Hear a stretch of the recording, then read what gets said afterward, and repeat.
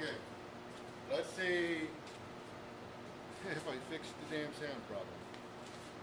The Facebook chat problem, I don't necessarily know that I can fix. So if you are on Facebook, I would recommend going to YouTube, or yeah, YouTube probably the best place. Because I think what's going to happen eventually,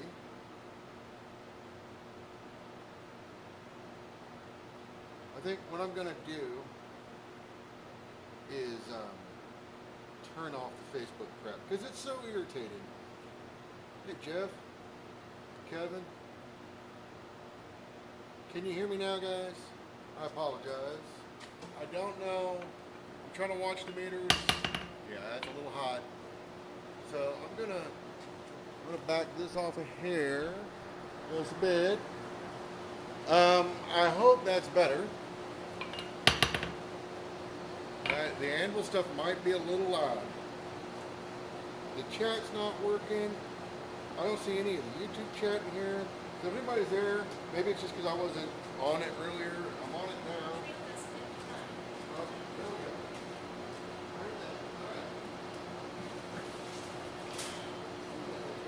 Hey. It does not take long for things like this to get filthy in my shop.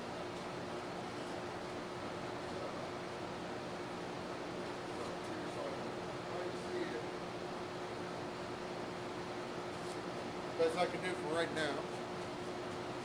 So it looks like we're going to go here.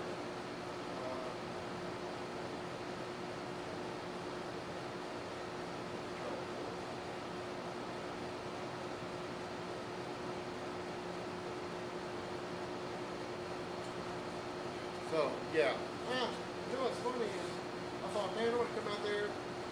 And I'm not going to do a whole lot of blah blah blahs and just do the thing.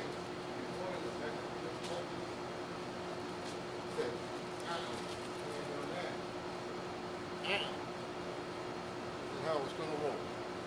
And I can't find my cigar cutter. So.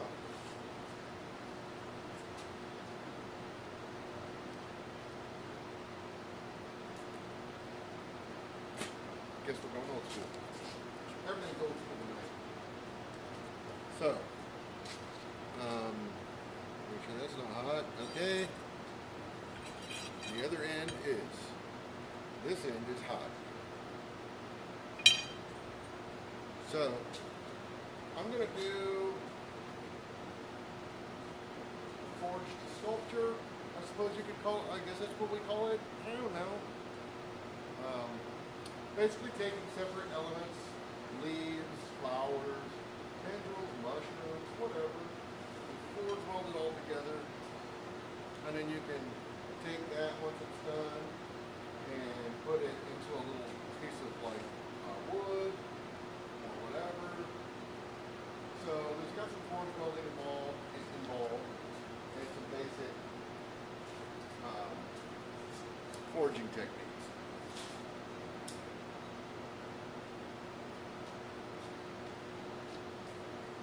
So I'm going to switch over to this other camera, but I'm already seeing something I don't like, so let me, I have to go all the way around, because so I've been working on cleaning up the shop, and that means that everything is in complete disarray right now. So I have to make these giant wide circles around things. So we're going to fire up Roy's favorite toy, the beeping machine.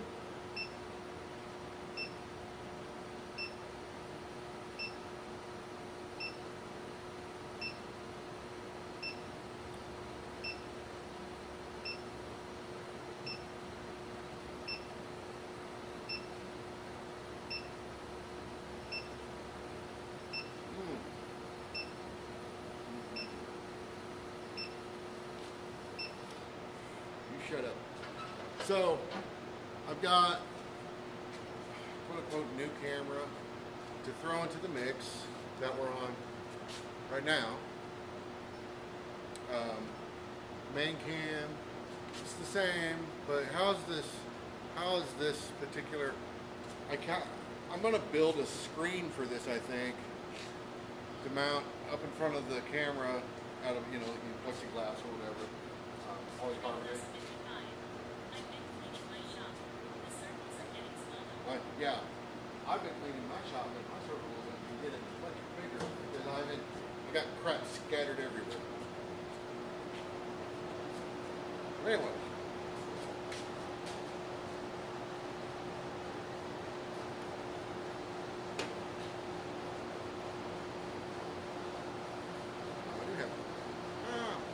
Look at that. Got a little doodad to hold my cigar. Over here.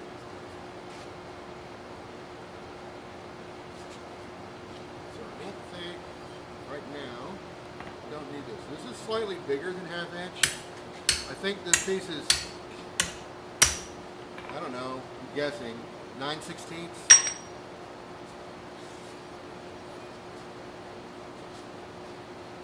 Which I don't even know where I got it from. Might have got it from Kevin. But it's a size I don't normally do much with.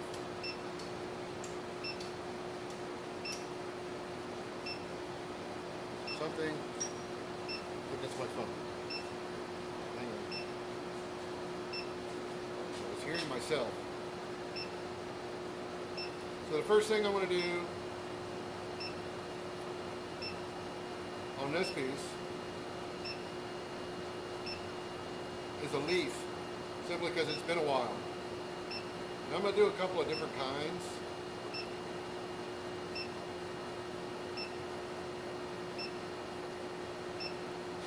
But two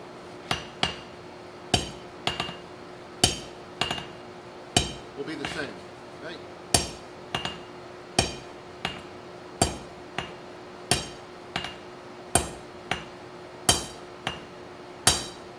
Short taper here.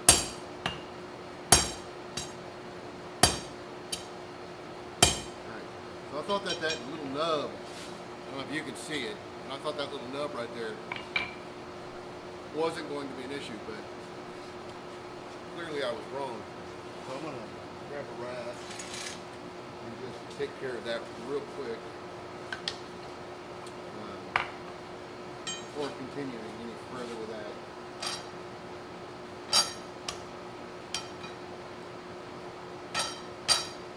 A lot easier in the bike.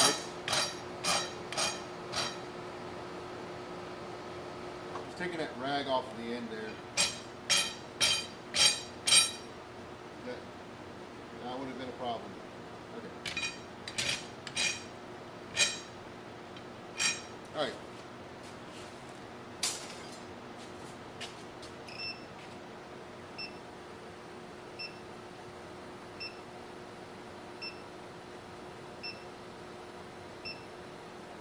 So I don't know how loud the beeping is.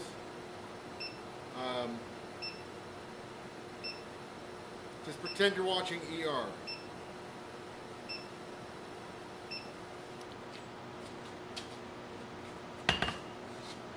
So, yeah, I really want this taper to be fairly short.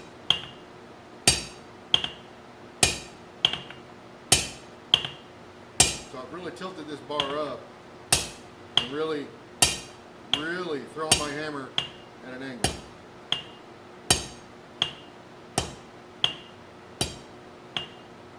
Whoop. Okay.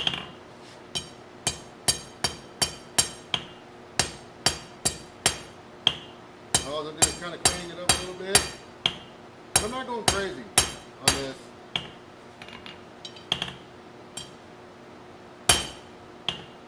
Just making sure my facets are about the same all the way around.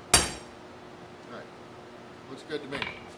So, I don't know, again, I like the other camera, I really should have set it up, but this one is, I don't know. You guys let me know. What do you think of this new camera? It's cheap in comparison. So I didn't have, but I figured if I didn't like it, I would just take it back.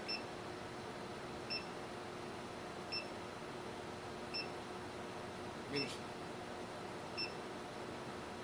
what I like about it though is it's got a nice microphone set up.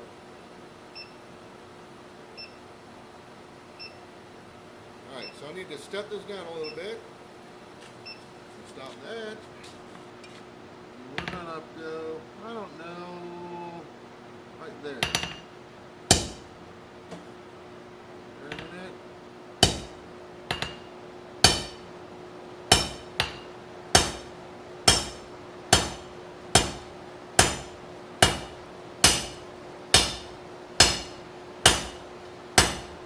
And then make sure this is the same. Looks good to me. So try to refrain from hitting it too much, but I want to straighten it back out a little bit. So you guys probably have all seen this before. You know, I'm not doing anything I haven't done a million times.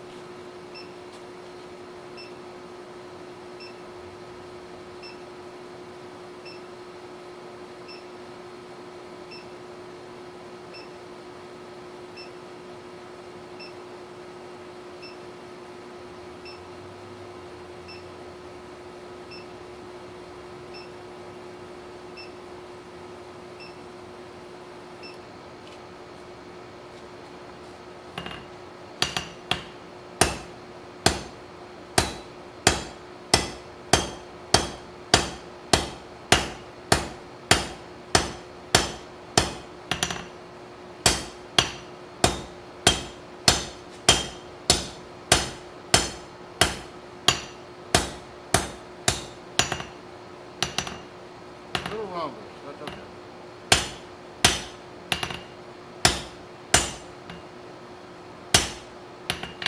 We'll fix it.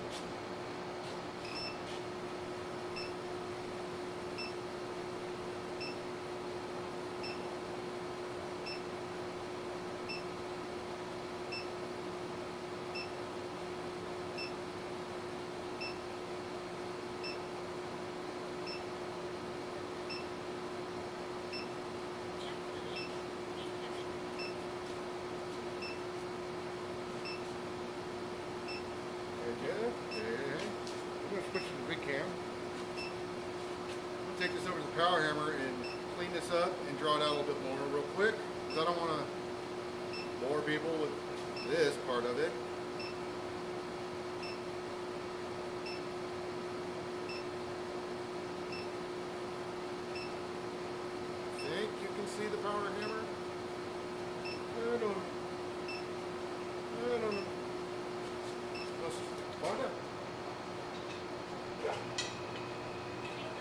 Kinda.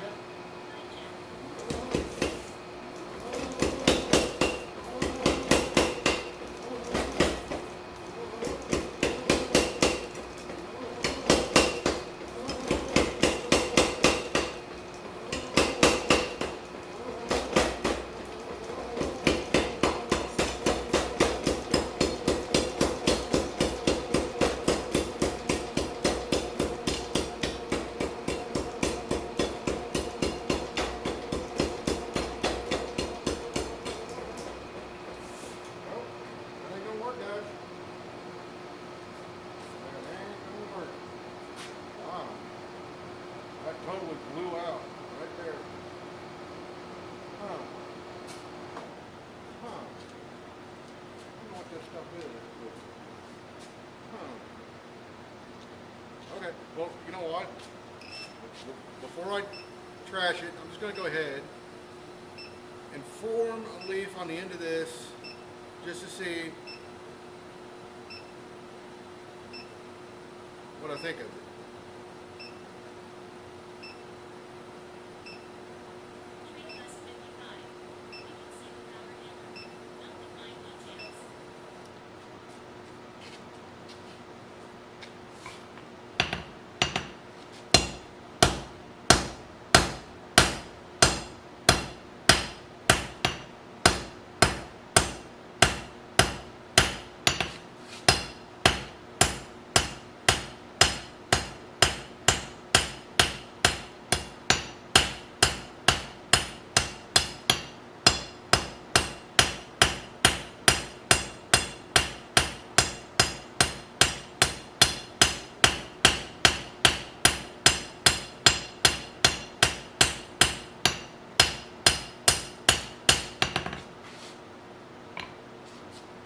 Oh yeah, I have a crossbow.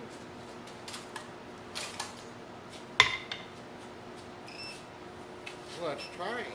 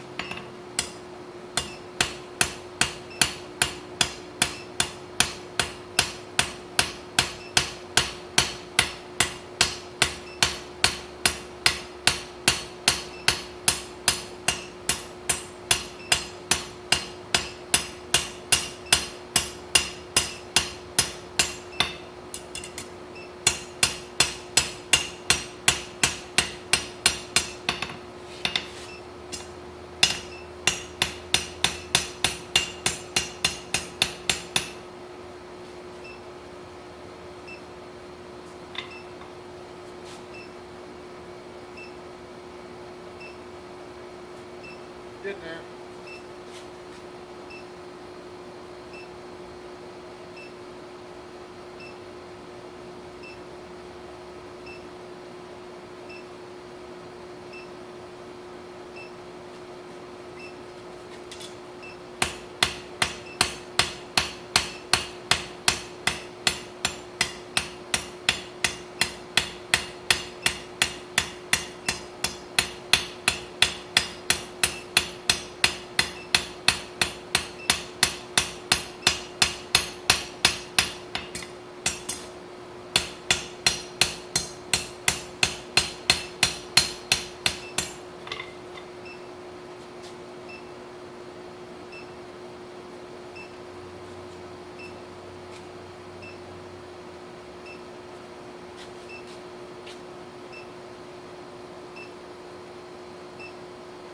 If I go back to my rounding hammer, well, after I finish lighting this again.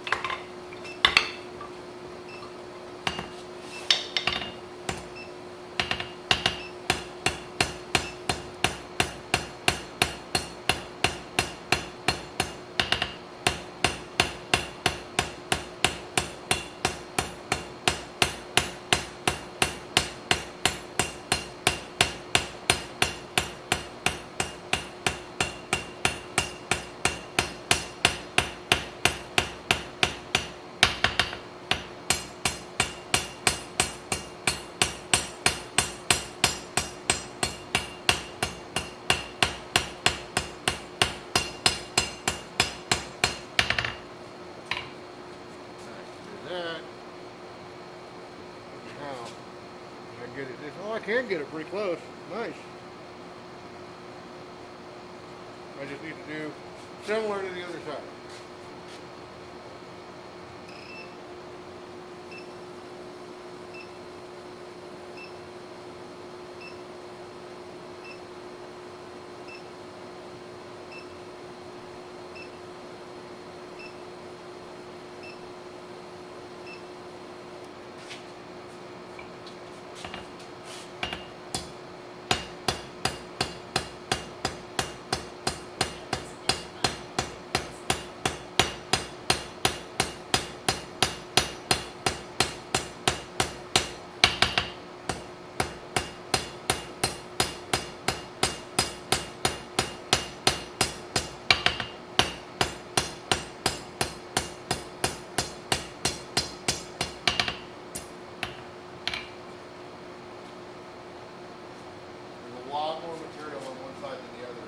I'm not going to be able to really pull that out. So I'm not going to worry about it because I can't use this anyways. Practice, right? So I'm just going to clean it up real quick with this. I'm still going to finish it.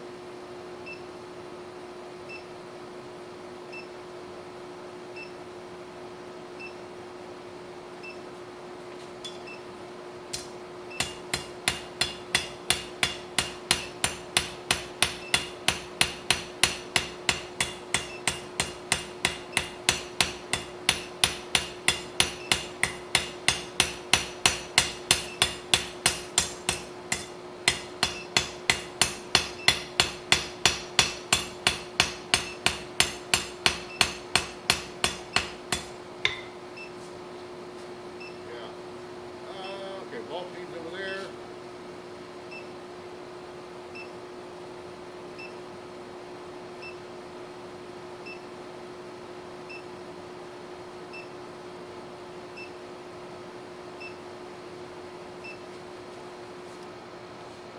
Long walk.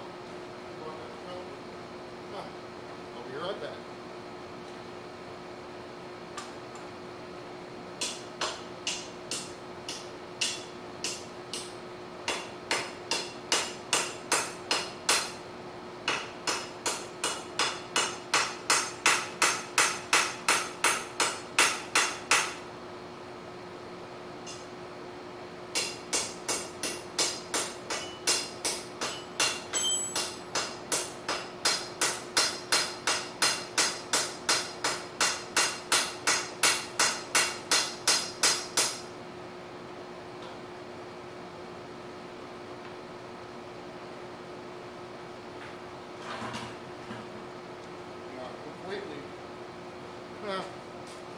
I've completely blocked my path to that stump.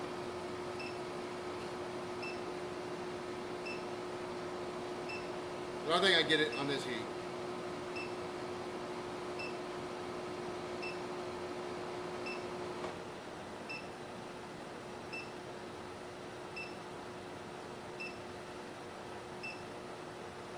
Here's a practice piece anyways, right? So.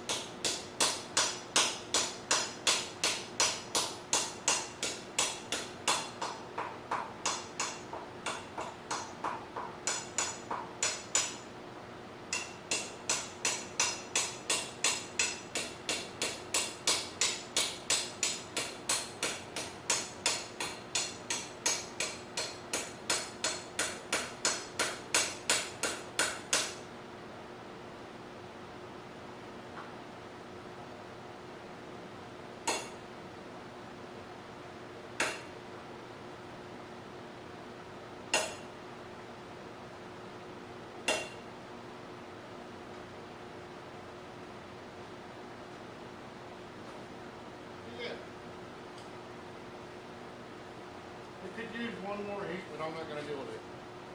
But that's where we're at with that. I'll cut this off.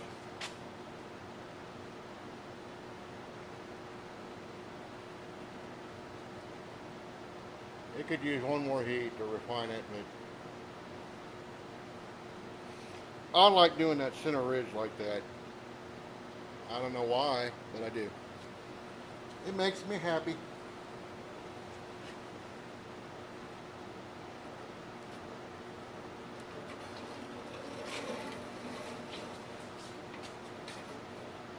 Go ahead and cut this off.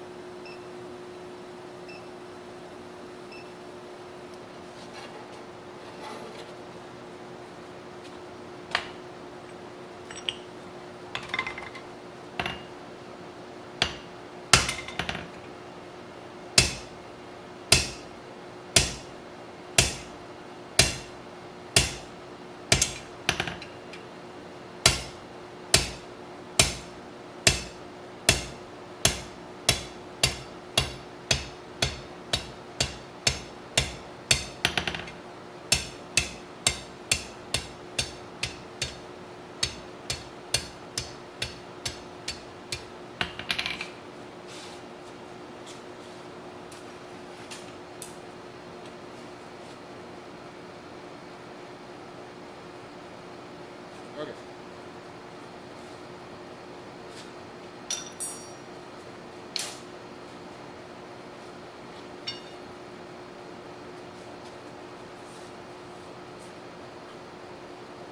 I got some fancy mango lashes. Get into that before it gets hot.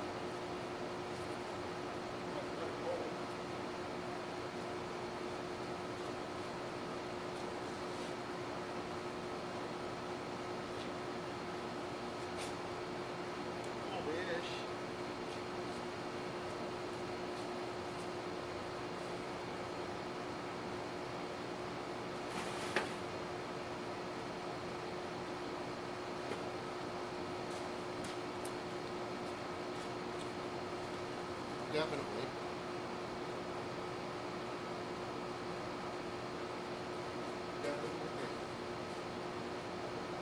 All right, so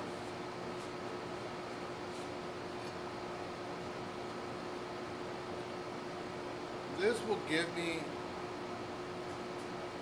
a leaf size that I like. So I'm going to sheet though.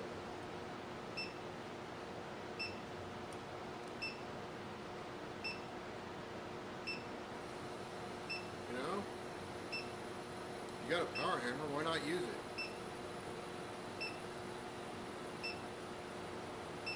I'll draw out most of the stem on the power hammer first. Not all the way, but enough.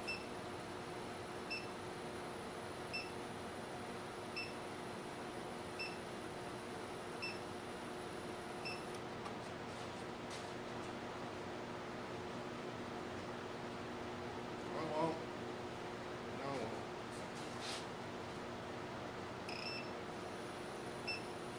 I need to start this because I don't want that much of this true material for a stem. It's too much, way too much. So if I get it closer, then I can get the power hammer in there.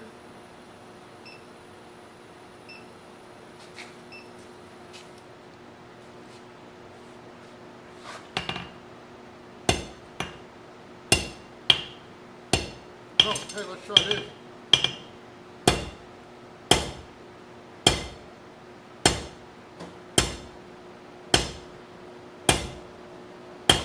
Look, Ma, I'm using the horn. This is why I do not use the horn.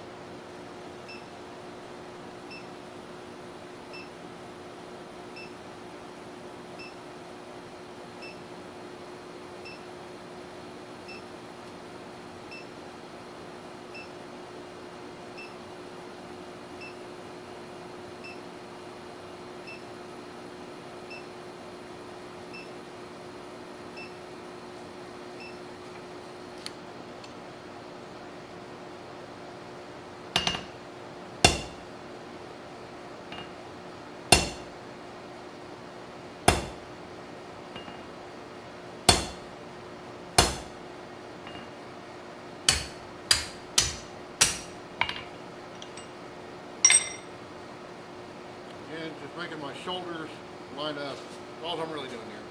I don't know.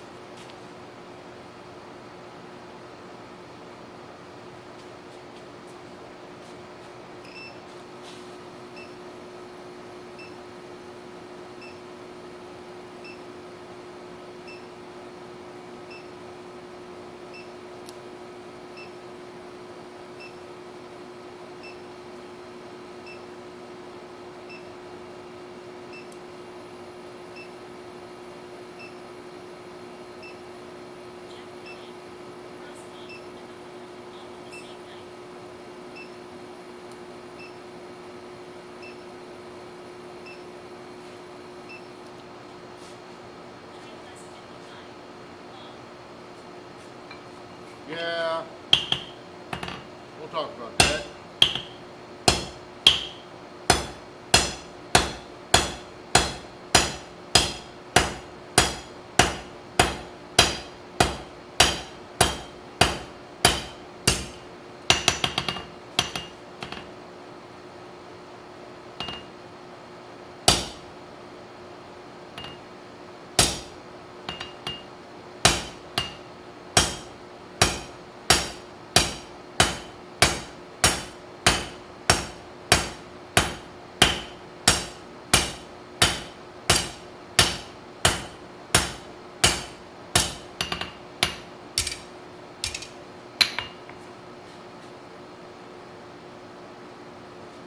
You want to get super technical about crossbeat on the horn. Let me grab my cold bar. So let's take a look at what we're actually doing on the edge. right? Um, Take it easy, man. So if you take first of all, a cross peen on the horn. I suppose that would work if you worked this way. But you would want your horn over here. I suppose that could work this way, right? So let's think about what we're doing real quick, right? Look at the face of my cross peen.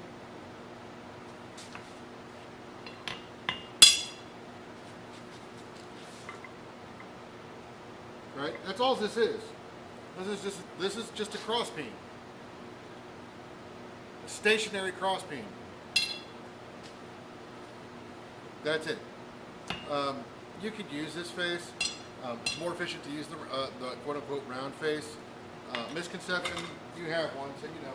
But the misconception about a rounding hammer, at least a Brazil-style rounding hammer, is that they're round, perfectly round. This is not. It's got a bit of a flat right here. Now here's the hammer with a actual round face. And it has its purposes. Not for what I'm doing right now, 7 1/4 pound hammer. But this is pretty much a dome. There is no flat on this one. But if you think about using the horn and a cross peen, right? I would need to be on this side for that to make sense, right? It's the same thing when you put the rounding hammer in the mix, right? That's the horn. That's all that is. That's acting as your horn. The positions are swapped. That's the only difference. It's the same thing. Now, if you want to talk about pure forging efficiency, the best thing you can do is use the edge of your anvil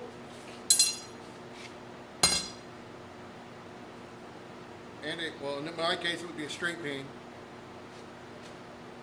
Boom. That's going to move more material than any other technique out there.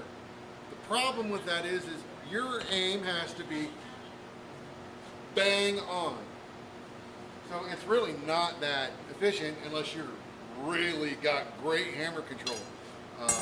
And then it's not so great. But let's find out. I don't know where I stand in that realm. Let's find out where Rob stands in the realm of I'm gonna miss this sumbitch all over. But I'm okay with that. Let's dedicate a quick second. I like playing.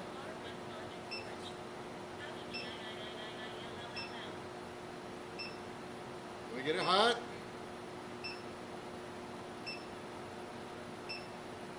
We'll see. There we go. We're hot. Shut that off.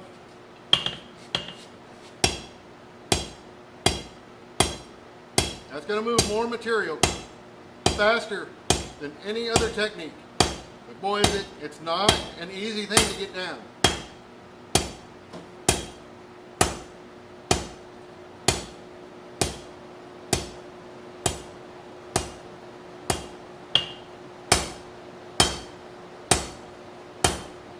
Come on. Serious right now? Look at that. So here's a funny story about this particular hammer. I bought this specifically. I've never used it for this purpose, but I've bought this hammer specifically for drawing out competitions. That's why I bought this hammer. Hey, Troy? Corey?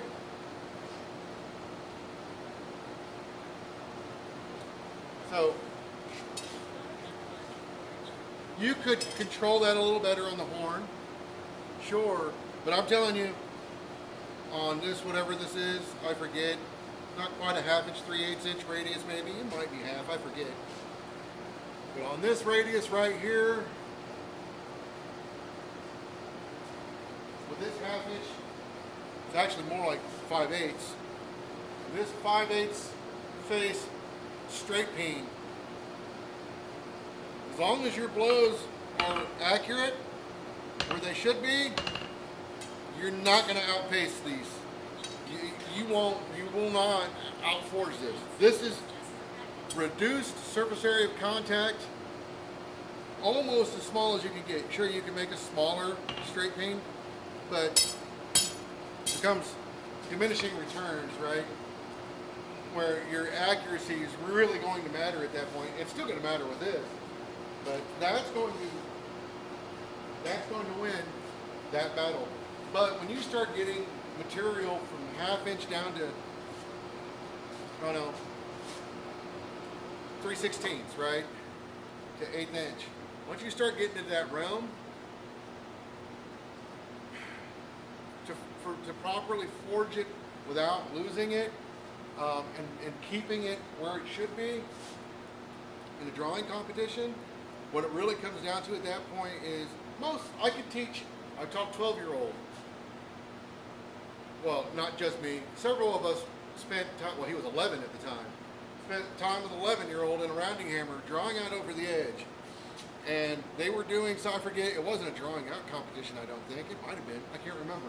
But anyways, this 15-year-old that was in the same competition looked back and realized Noah had almost smoked him.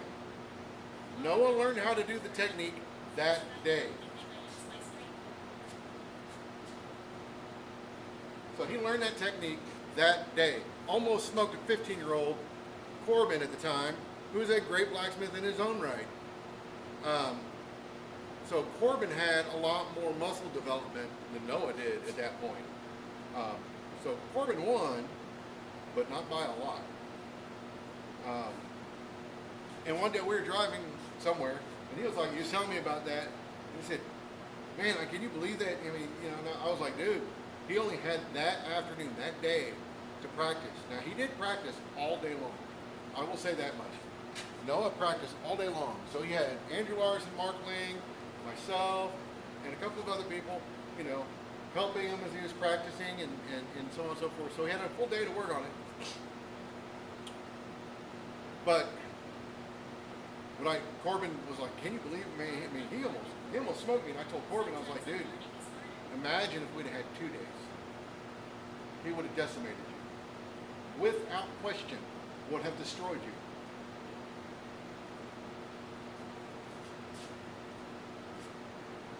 Absolutely. Sometimes unlearning bad habits is very hard. I've got plenty, but I spend a lot of time trying to undo. Yeah. And using the edge of the anvil, you can really, the biggest things are good radiuses on your edges. Right? So like I said, up here is almost a 1/2 inch radius. I don't know. I don't have a radius gauge. I should check it. But way up here, it's a really heavy radius, and it tapers back finer towards the other side of the anvil. Roy has got a video on dressing your anvil in a similar fashion. I think Black Bear Forge does too. So it's very. All I did was I used some Dykem or Dykem.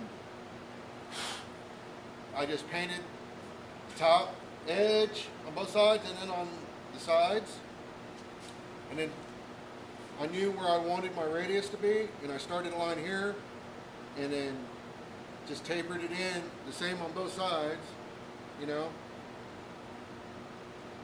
then I just used a flap wheel to get there, and it took me maybe 15-20 minutes. It did take long. What's with the crowns?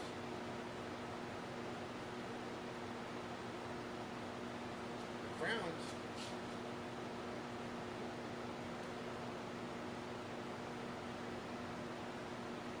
Yeah, I don't know what you're talking about, man. Crowns. No, I'm gonna walk over there to see what you see.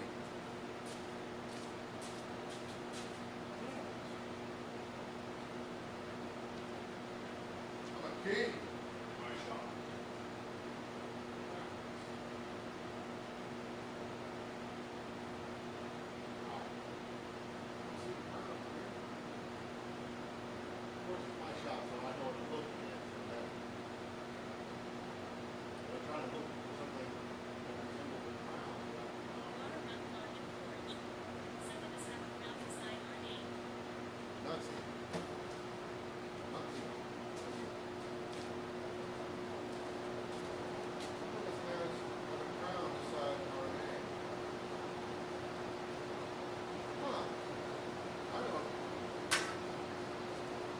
don't know.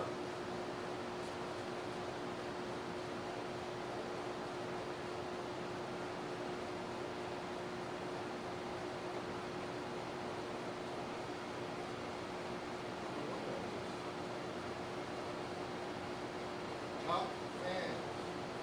And it's giving you experience points. Ah, that's kind of funny. Bill Corey is in 4th place with his 25 XP. Everybody else has got 75. I don't know. Okay. Well, I can tell you, if this is doing what I think it's doing, I think it's ranking you based off of your comments. So, if that's really doing that, I'm gonna go turn that off because I don't want that to.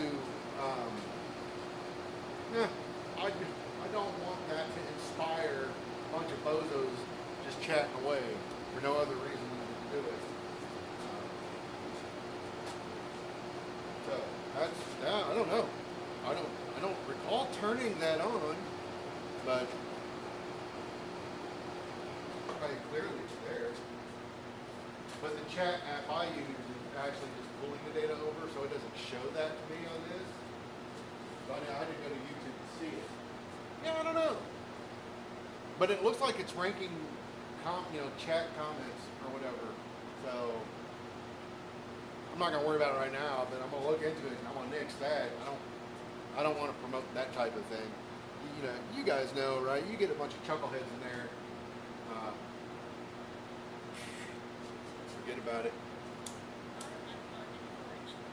That's interesting. Never seen that before.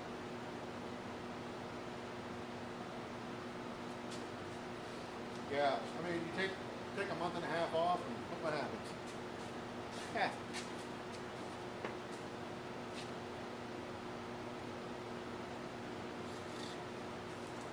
All right. So, what did I do with that piece?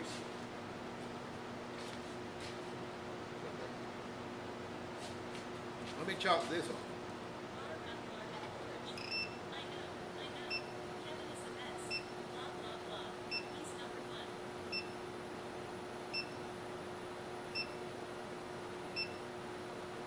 I mean, for most of you guys, I wouldn't worry about that. But there's been a couple people that have popped up on streams before, and it's just like, oh, here we go. Like, there's one dude, I'm pretty sure that guy skipped his meds one night. He was asking some really weird stuff over and over again. And I was like, I don't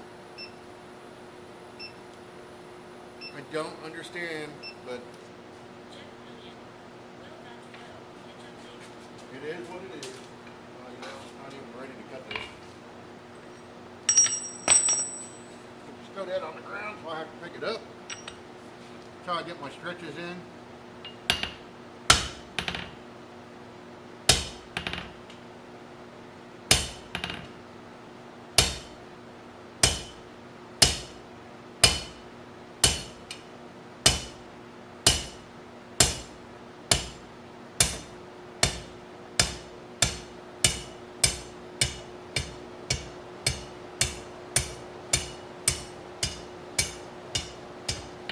So that reminded me of something.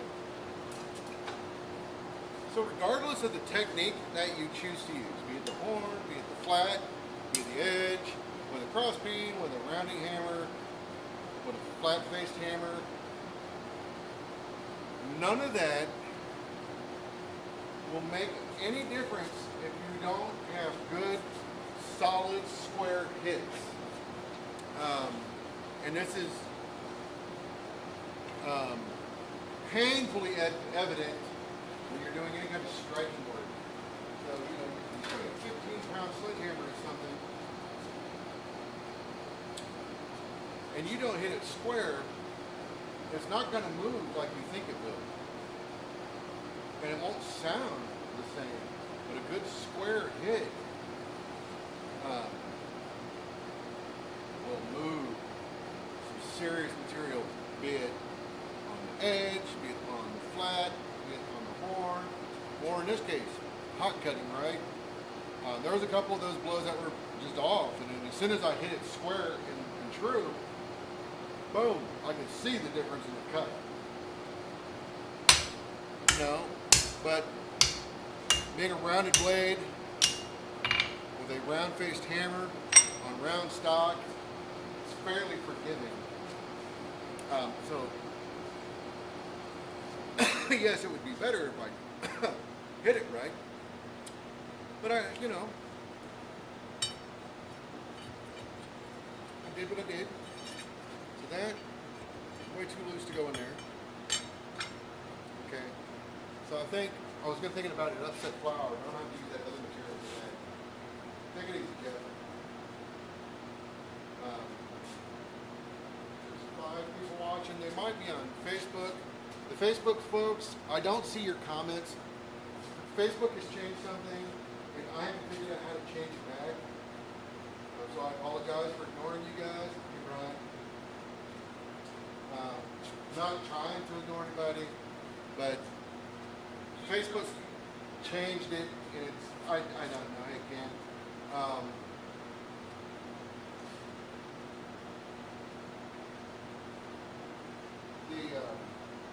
The way it works, I have to go into Facebook and change some settings, and they've moved it.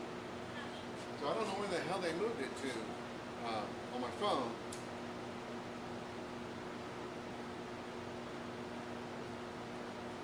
I don't know. I think here in Indianapolis, there was a couple of murders, and I think one of them was broadcast on Facebook, public, and maybe that's what drove them to turn that off. I don't know. But it makes where the tool that I use to monitor chat, it won't pick up Facebook now.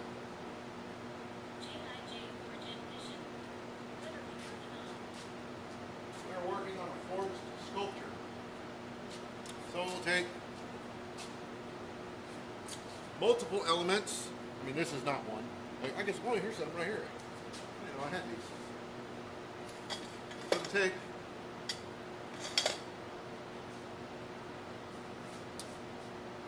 let me move to this camera. We'll take pieces like this, and then you'll now imagine this blob was on this end. You forge weld those together, and then you can build up multiple elements. Brian's got a video where he did, oh geez, I think more than 8. I think 8 or more elements that he welded all of them, all of them up. And that's a really good video. If you haven't seen it, I would highly recommend checking it out, because he goes through the whole process and why you're doing certain things. I'm just doing the thing, because I realized today I was doing something, and I've done a lot of forging in the last few weeks, but I haven't actually just made anything I felt like making. So on my drive home, hour-long drive, I was thinking about what I've not actually done in a while that I'd like to do again was the forged sculpture, and somebody had brought it up a few months ago as well. So I was like, yeah, I want to do that. So kind of just going through those motions, and that will not get done tonight. But we'll make a couple of pieces for sure. Mostly won't get done tonight because I had a bunch of technical difficulties at the start of the stream, and I got started really late. Now I'm going to do it again. I'm going to get back into it now that I have a little more spare time than I used to have. So gonna focus on getting some of these things working again. So I'm using a different camera tonight. This guy here. And it's got a really nice microphone built into it, so I'm leveraging its microphone. But I couldn't set up my main mic. But looking at the levels, it looks like it's picking me up well enough. So we'll just have to go with that.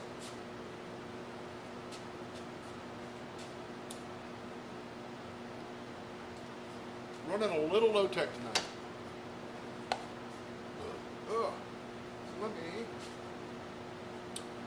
Get this guy hot. And then I'm going to do a flour on this, maybe, because it's been a long time since I've done that. So let's do it.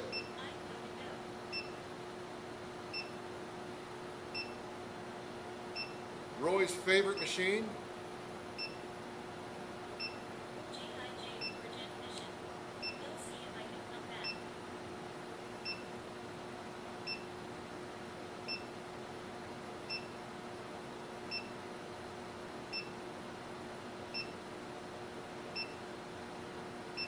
So I have a guillotine tool, and this will be easier. But I'll just use the edge of the anvil for this right now. And flat face.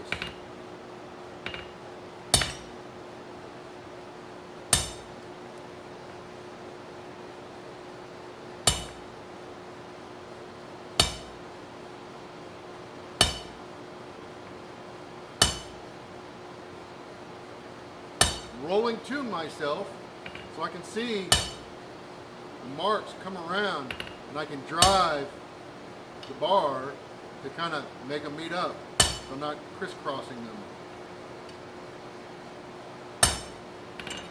And I'll just heat it up and go back over it. No need to do this cold. So much easier hot. Not sure I gave myself enough material. We'll make it work.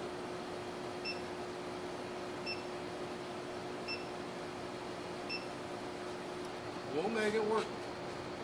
So, we'll come back over here and stay on the same radius you've been working on. A fairly sharp edge.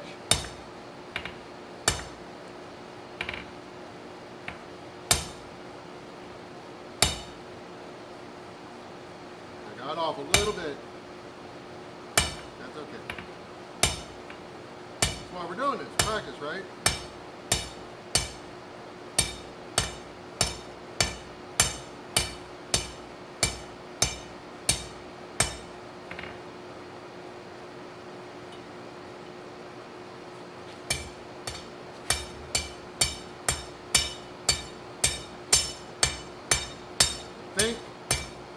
Don't know, but I think there's something under the foot of this anvil stand, making it a little wobbly.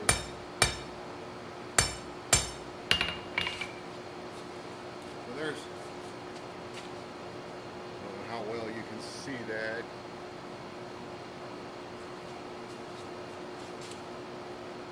I could go a little more maybe, but I think I can make that work. And I started to crisscross a little bit. I'm not going to worry about that too much.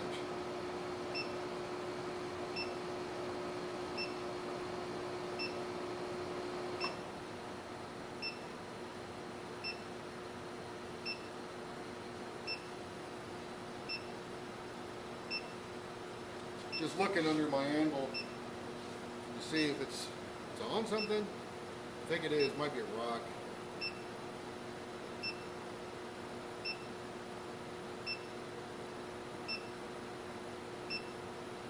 I moved it just before the stream, and I think I am now paying that price.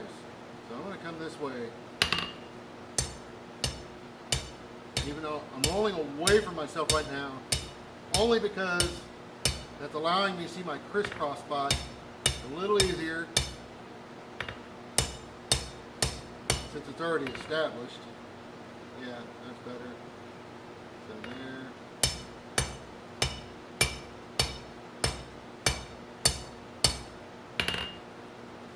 There we go. Much better.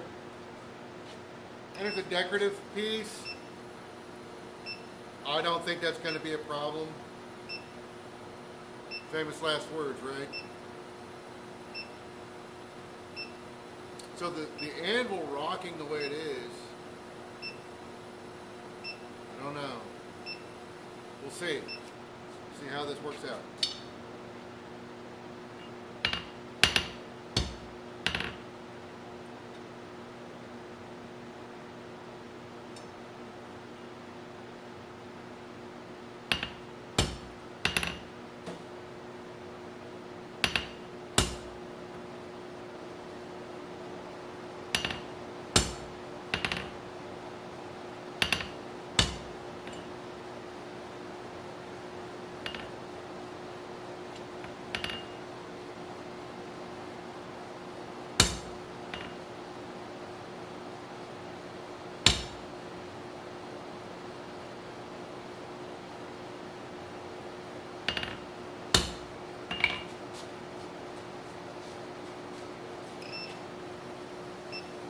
not going to be enough material to do a flower. But we can do other things, like a little mushroom or something. Come out here and take my diagonals down. If you can't really tell what I'm doing, every time I hit it, I'll rotate it 180, then I'll rotate it 90, and 180, 90. And then, so now I'm just hitting the higher facets.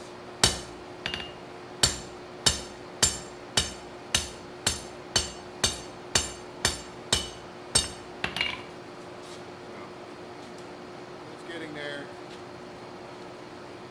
I don't think you can see any of that. I'll show you. Let me get this. Now if I wanted this to be more of a ball, I would roll this up. And I will eventually. But right now I don't really want it a ball.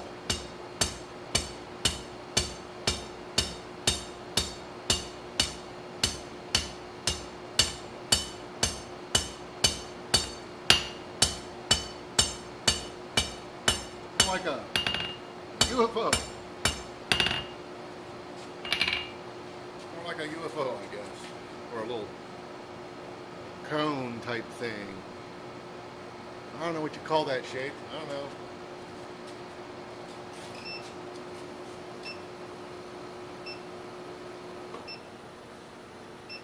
Flying saucer.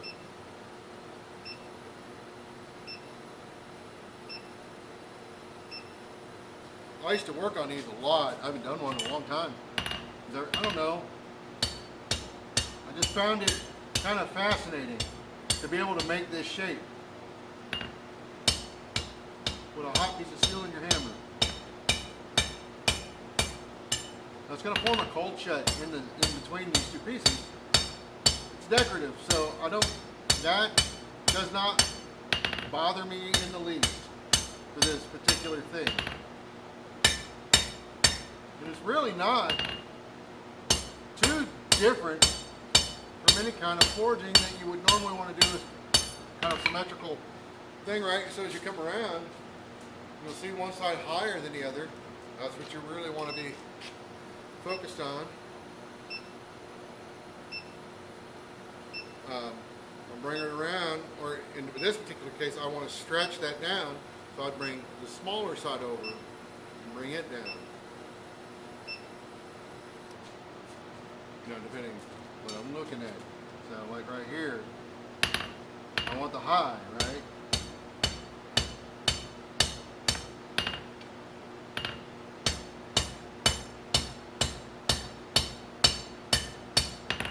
That'll help me clean this bag up.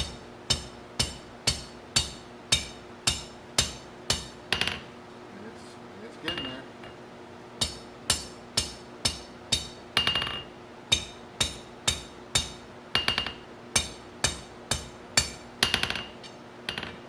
You could also come over this way.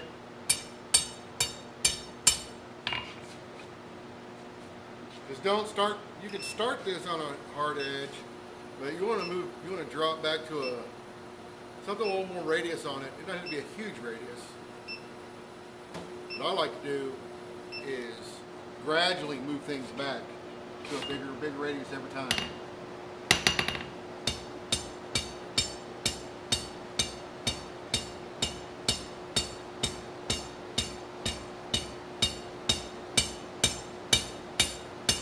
All the way around this time.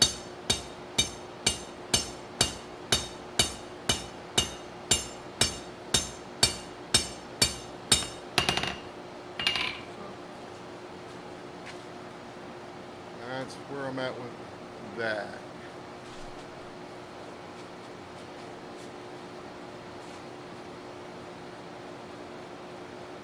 Now this heat, I'm going to flatten the bottom side out a little bit more.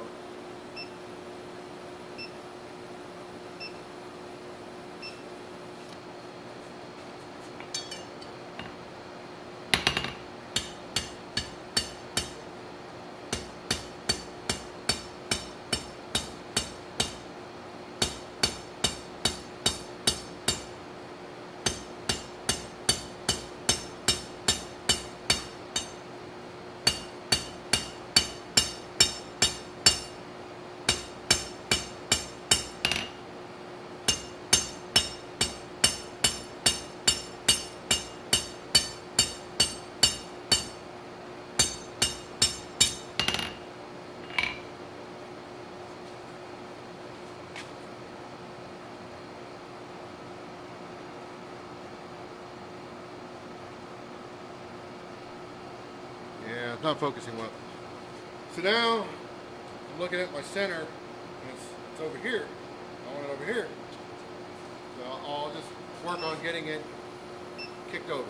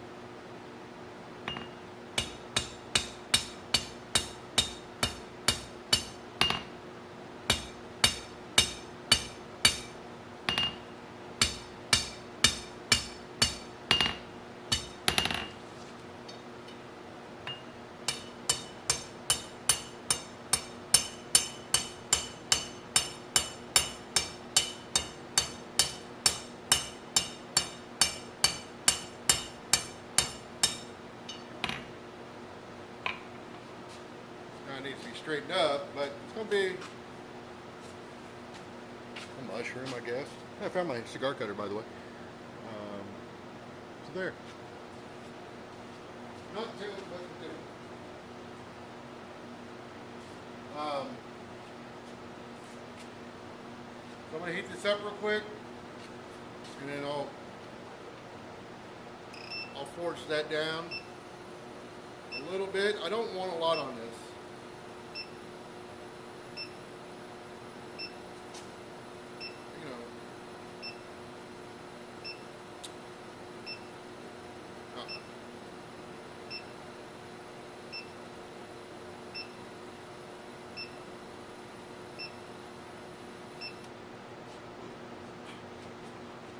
I'm gonna do this on the horn just because I got this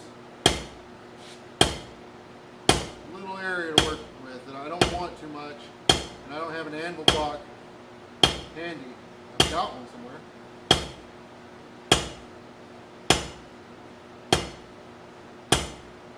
If anybody tells anybody that I'm doing this on the horn, I'll come get you.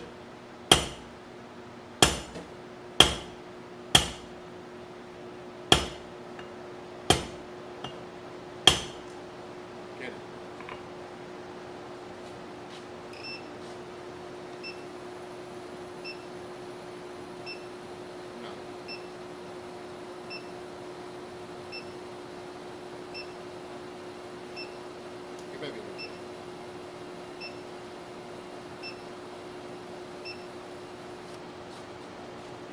Feel like once I get this rounded up, it'll be about as small as I want it to be.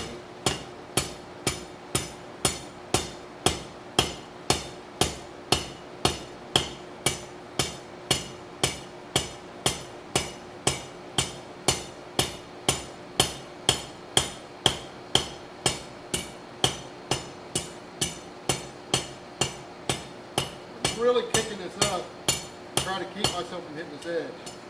But if I do, I can go back over. It's not a big deal.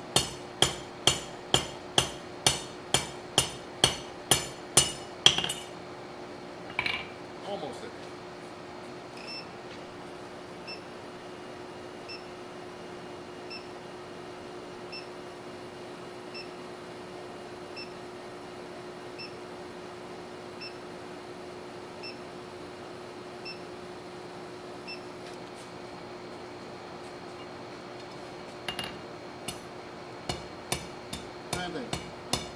Tilting this bar way up to allow me to sneak in there like this.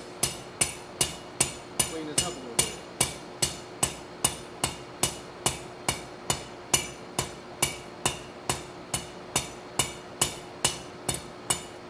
Now just hit it.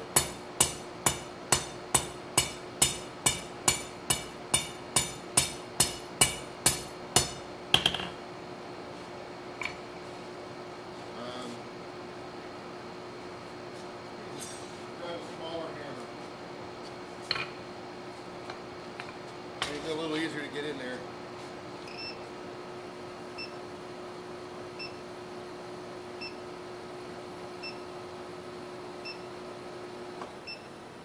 So I'm really just planishing at this point. I'm really not trying to forge much. There's bumps and lumps and stuff in there that I want to get out.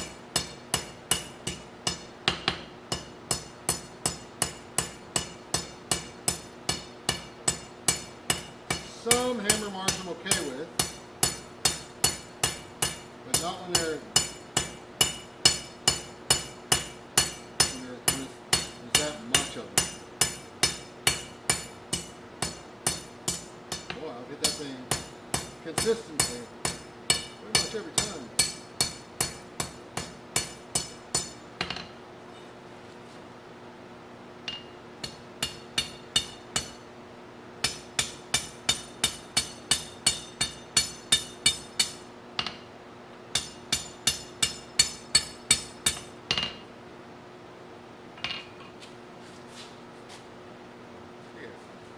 Ain't perfect, but it's getting close. It's what I want. Huh, notice I said what I want. Not perfect, but what I want.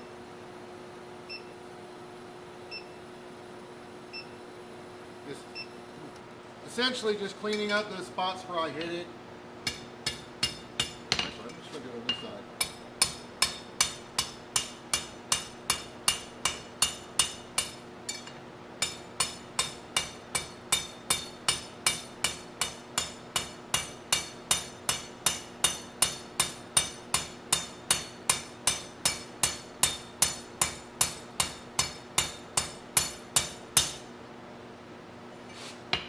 Yeah. And there's a lot of ways I suppose you could go about doing this. This is how I like to do it. And I'll just cut it off right up here where my forging starts and stops. I'll leave a little bit of room to forge a spike on the end. That will allow me to drive this into the board or the log, branch, big branch. I don't know what you would call it. Piece of wood. The piece of wood.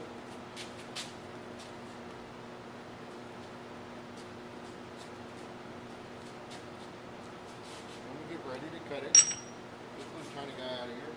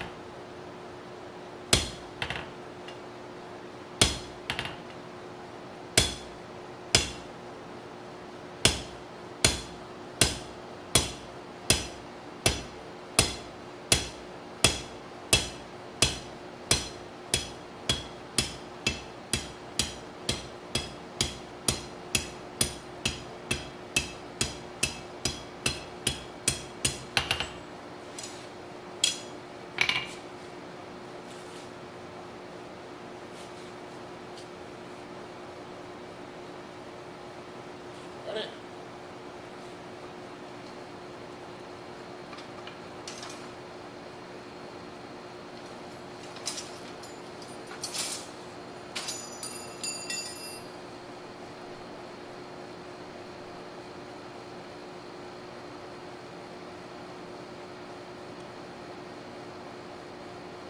So I'll forge a spike on the end of this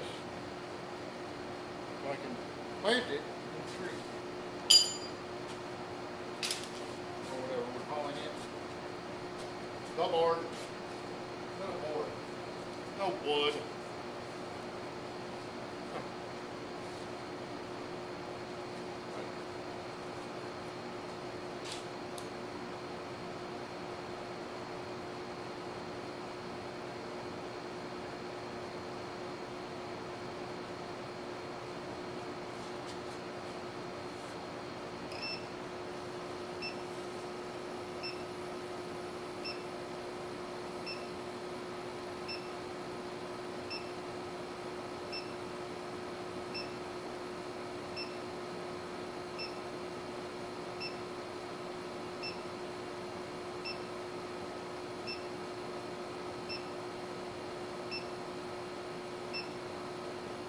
I'm gonna score this one on my hot tag.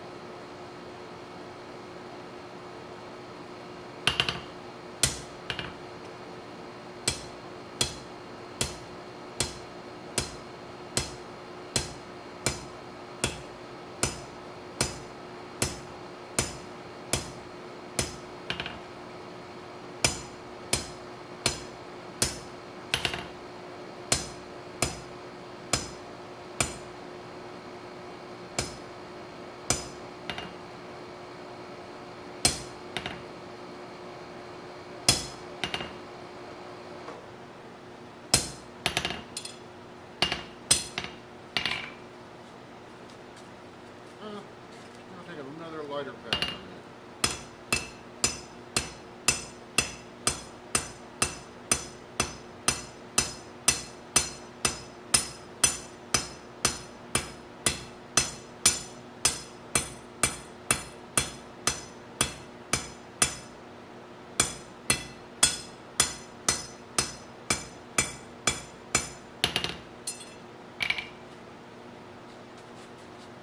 Oh, you couldn't see that. But you could see the results, maybe. When you stand in front of it.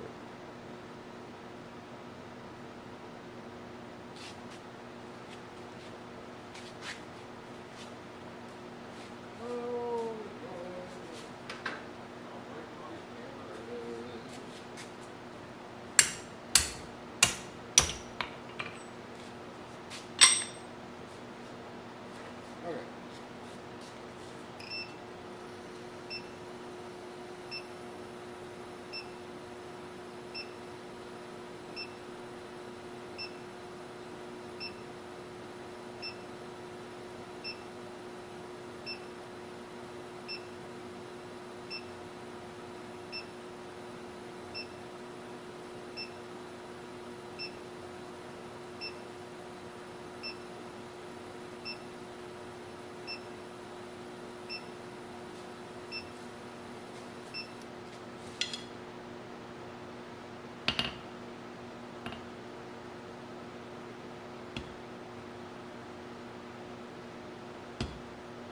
Try this on you.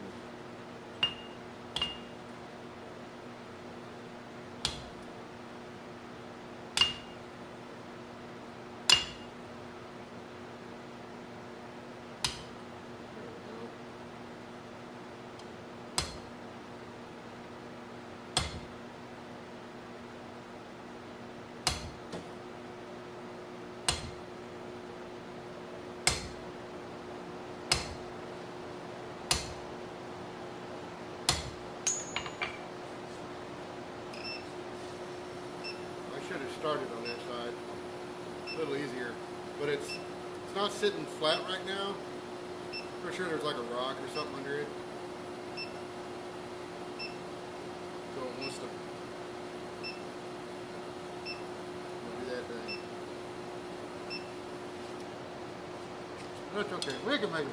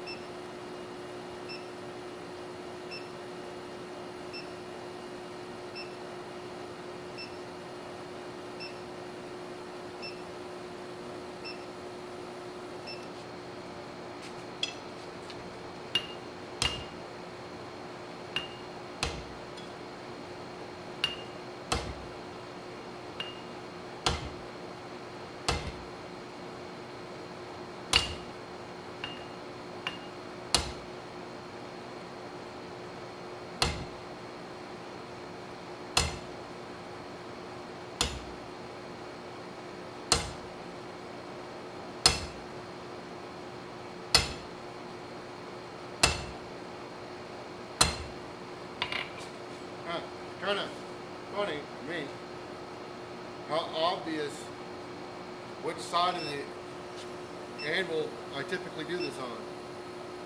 Let me guess. Let me give you a hint. It's not this side. I don't know why.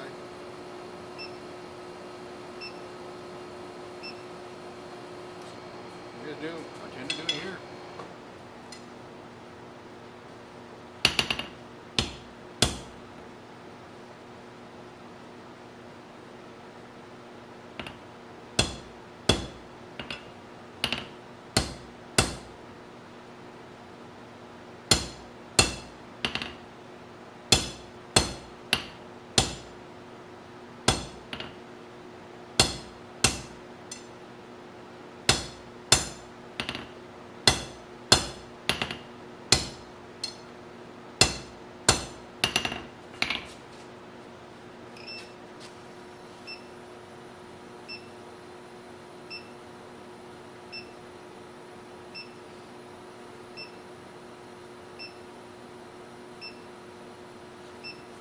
Just want them to start rolling up.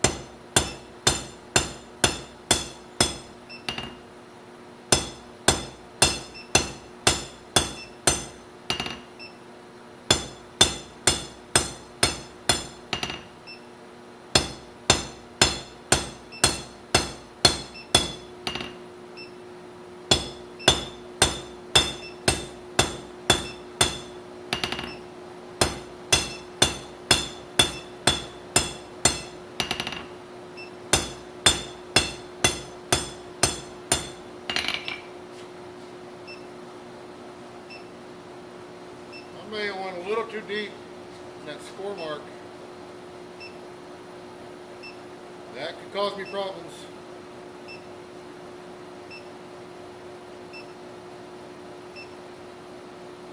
I'm gonna flatten this here in a minute anyways.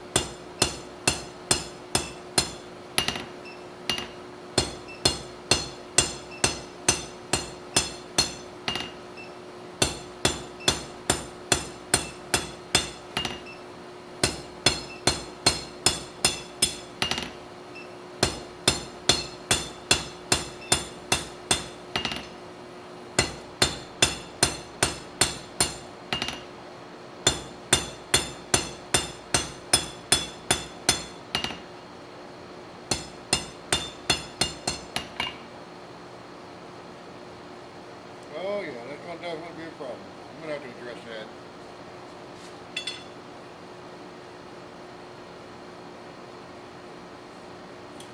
I don't know that you can see it.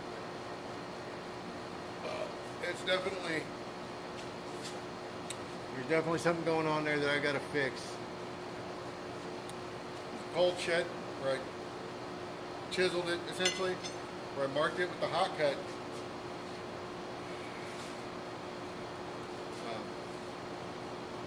Which I kind of knew better, but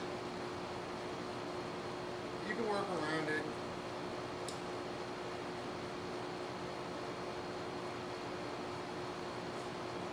Which I'm going to have to do.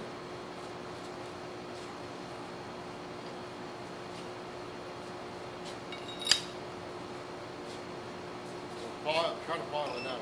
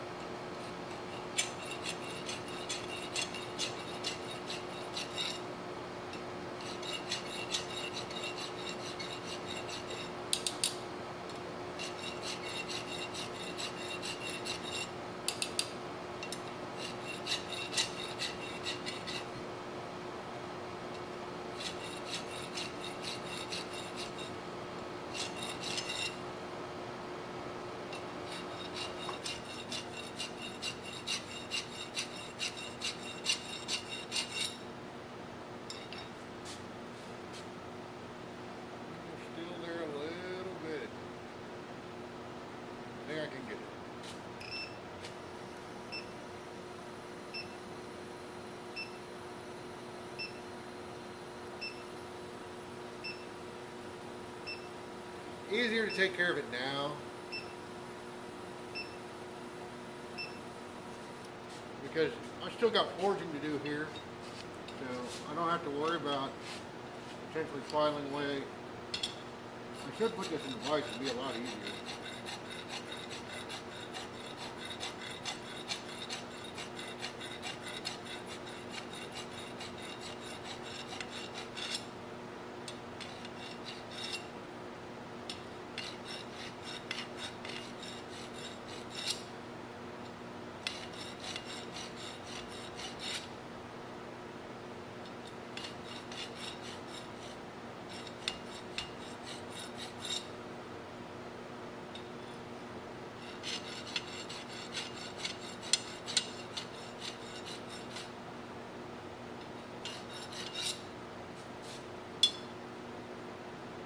Okay, I think that got it.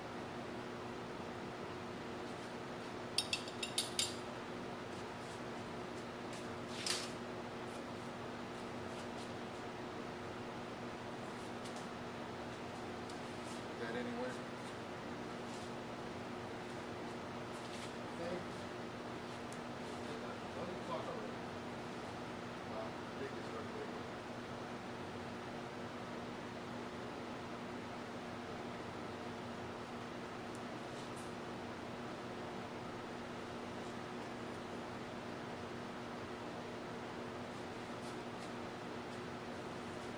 You know what? I don't think I need to do anything with it. So, all we're going to do now is flatten that. Well, I'm going to draw this out first a little bit.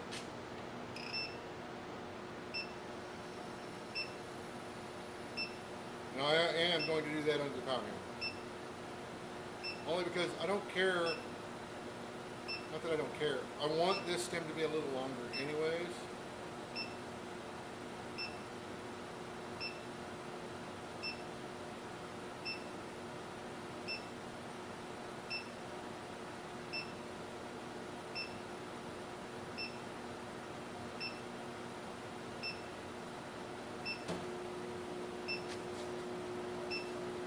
On this camera.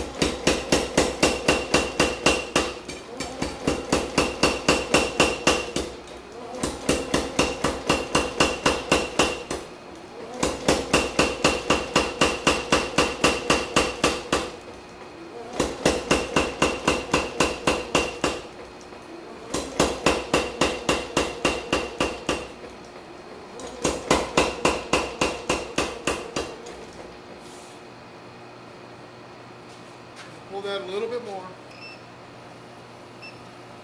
That's close to what I want.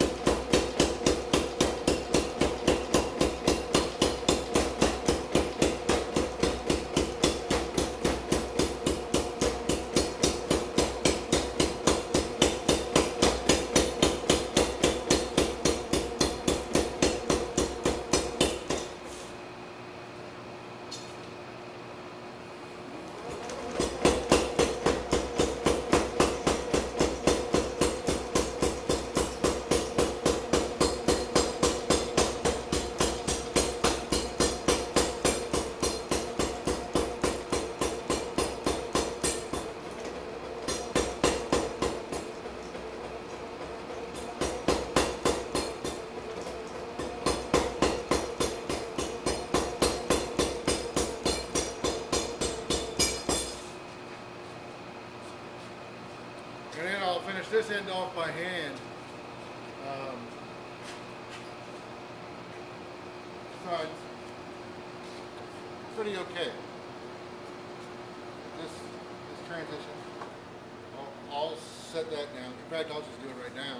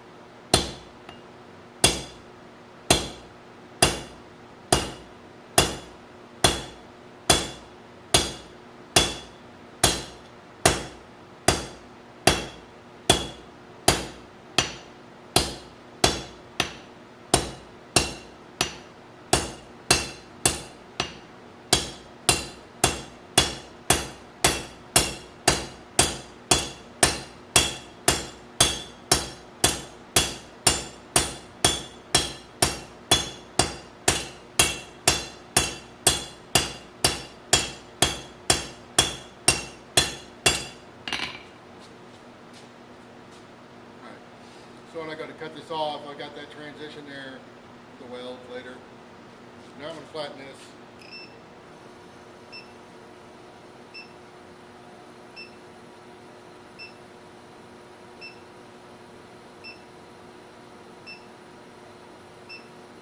Yeah. And I'm going to do that on the power hammer too. You just watch.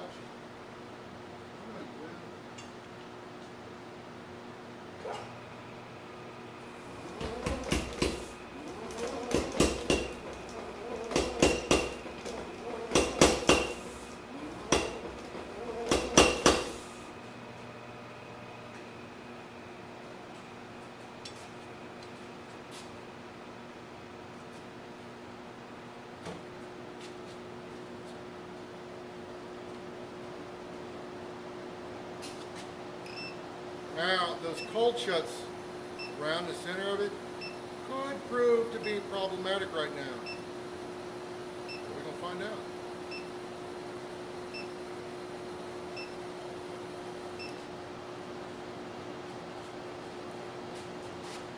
We're going to find out. As soon as I find my chisel. Oh, I see it.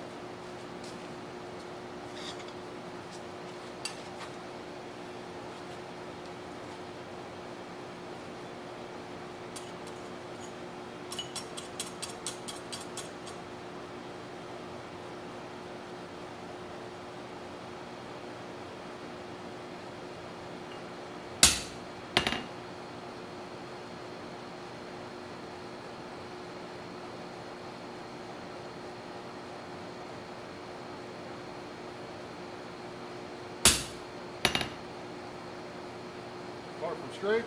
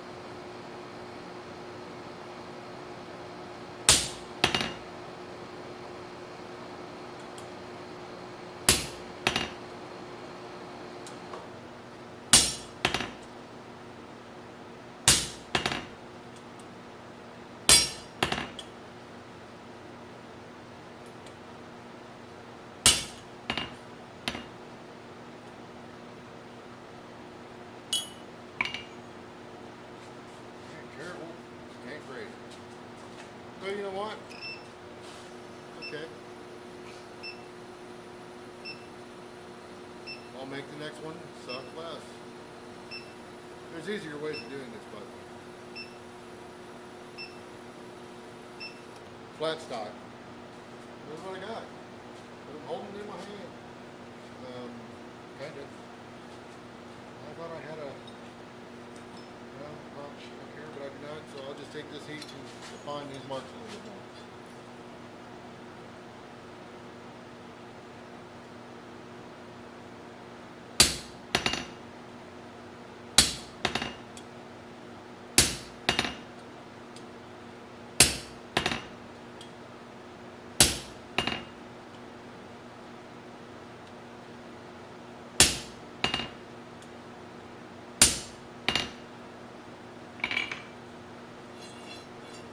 I got a round eye punch around here somewhere. That'd be a good one.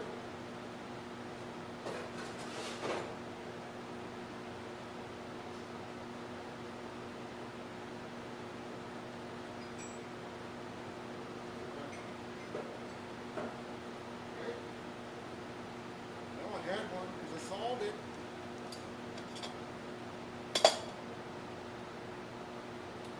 Put yourself on this table.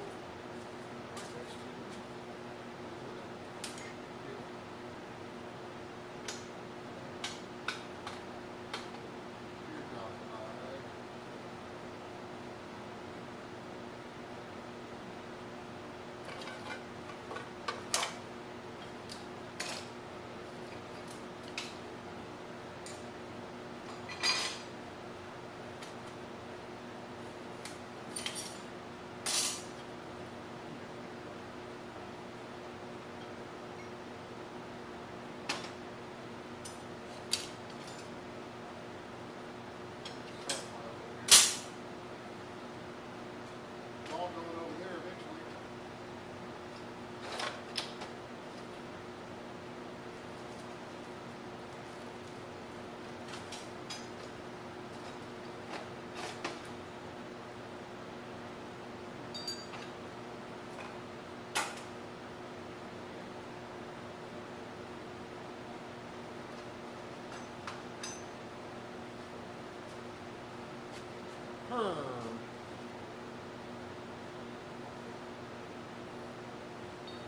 Well, okay, I guess I'm gonna have to go over there now. Swore I had one up here. Rearranging, guys. I've done it right. Lose all your stuff.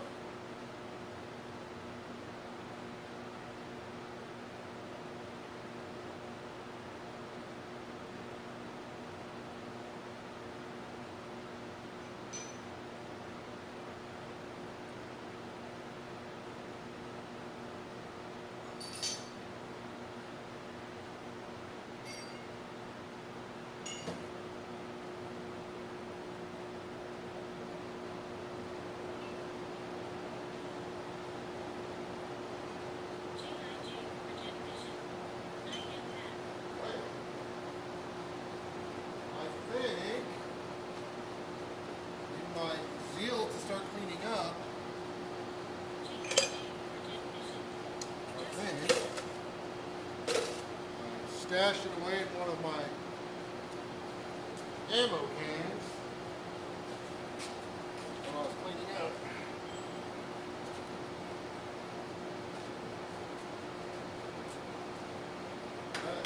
Right on.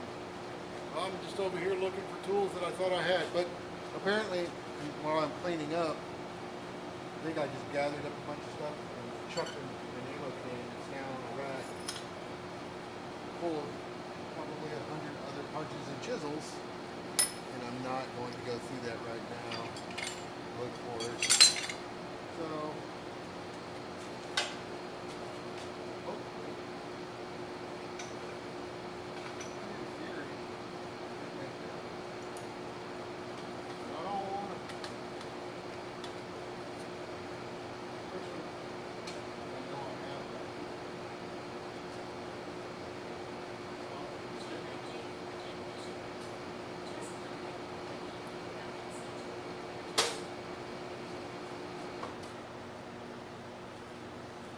that the Whisper Mama, Whisper Babies, or whatever they are?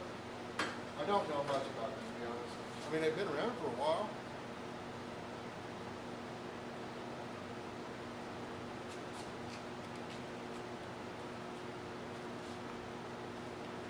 I think I know a couple of farriers that use them. So, I would assume that they're good, quality forges. Yes.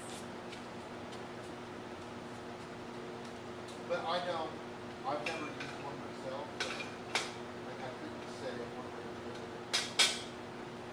At least I don't think I have.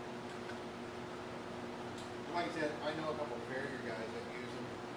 So, I mean, those guys, time is money for them. And they need quality tools. So I can't imagine those dudes would be buying if they were junk.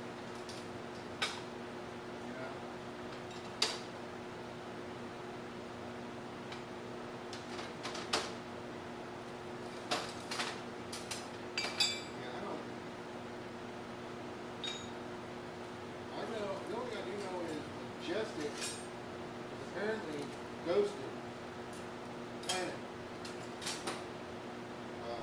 Don't know what's going on with that.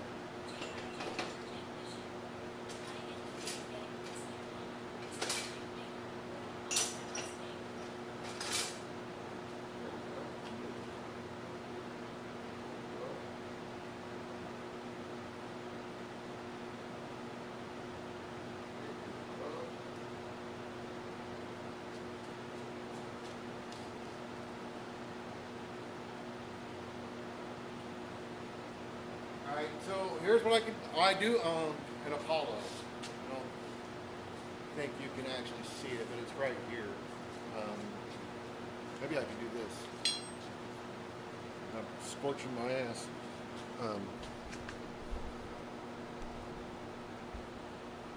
That's my Apollo. So I do have one of those. What I can tell you about the Apollo is it's a great forge, but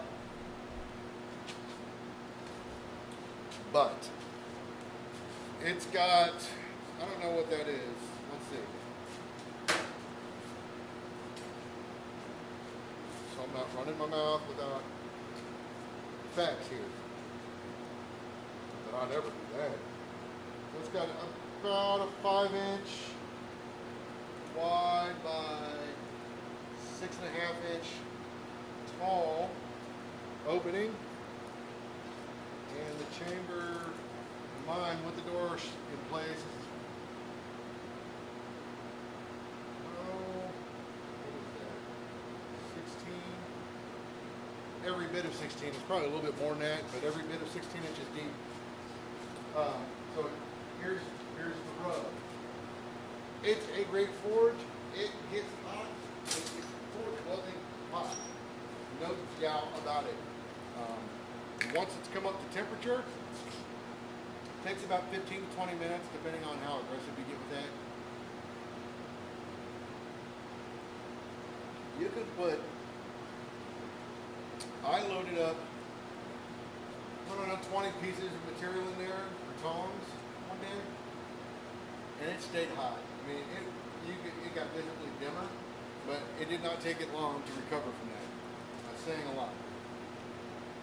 Recovered rather quickly. So here's, again, back to the rub. That is not a great setup for doing smalls or one-off things. If you're just doing like one or two things, that is what I would consider something for either larger billets or production runs. Otherwise, you're consuming a lot of fuel when you don't need to be. So, smaller, think general purpose, yes, but try to cater your forges around the work you're doing. So, like that knife maker forge, I don't know what it looks like, so I couldn't say one way or the other. But I know Atlas, the Atlas Tool and Knife Company or whatever it is, something like that. Those dudes make a really small knife maker's forge. don't know, it's maybe that big, and it's got an opening. I mean, it's really small, but it gets hot, and it is great for small things, you know, or one-off projects, because it's not going to burn through the fuel like that Apollo will to do the same amount of work. That Apollo will blow through the fuel, whether you put a 2-inch piece in there or an 1/8 inch piece in there.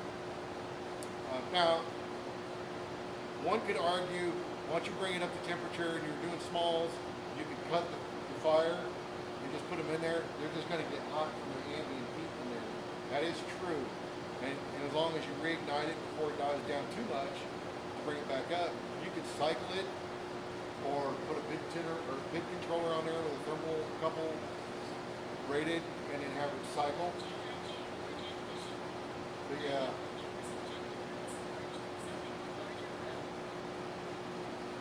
But yeah, the Apollo is great. I mean, don't get me wrong. The only setback to the Apollo really is one, the size, depending on what you're working on, which can be fun. But like, you know, we'll put 2 or 3 hammer billets in there at once. But the biggest drawback is it needs copper. So if you know, and it is heavy.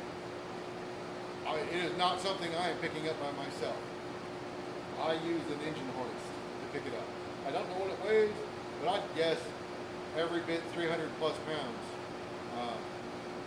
Now I have some extra steel stacked on, attached to mine, so it might be a little lighter, but still it's, you know, how thick this material is. Quarter inch. So, I mean, just in steel, there's probably 70 pounds of steel on it. And then you've got the fire brick in there, so maybe another 70. And then you put the rivet burner on there, and then it gets heavy. I mean, could I lift it by myself? Sure, but I didn't want to risk dropping it. So engine hoist it was. Yeah, just the forge. Well, that didn't include the piping when I moved it, but I don't know what it was. I would say maybe 200 pounds, maybe in there. It's not. Might not be that heavy, but it was awkward to try to pick up and move around, and it sucked.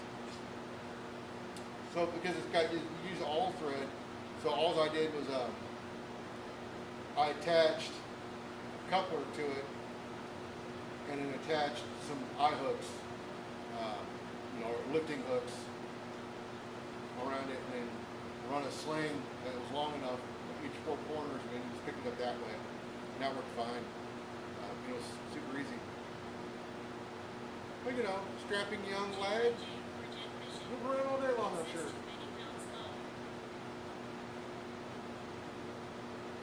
Yeah, I think I even wrote that to somebody once. I said, they asked how much, and I was like, it's heavy enough, you ain't going to be moving it by yourself easy. But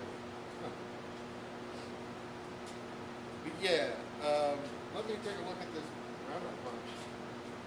I can't do it, but it needs to touch up here. Let me go with the roundup.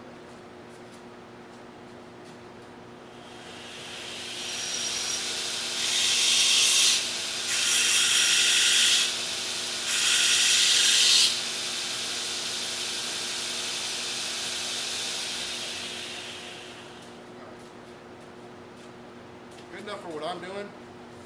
Good enough for you guys. But the sides have rolled over quite a bit. I don't even remember the last time this thing was used. We're going to use it now.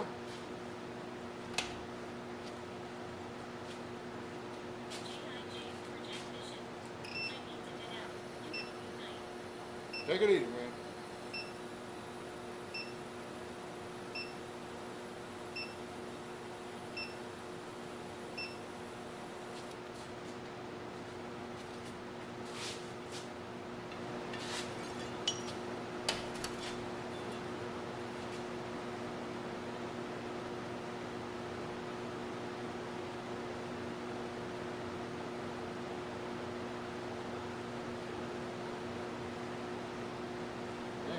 shadow.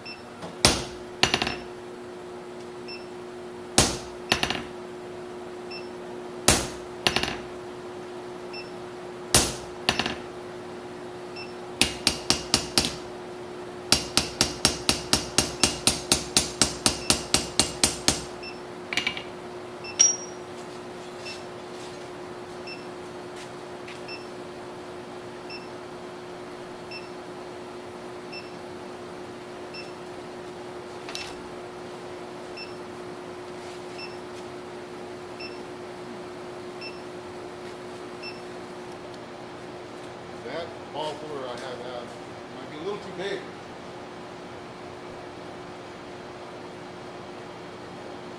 Here's one should work.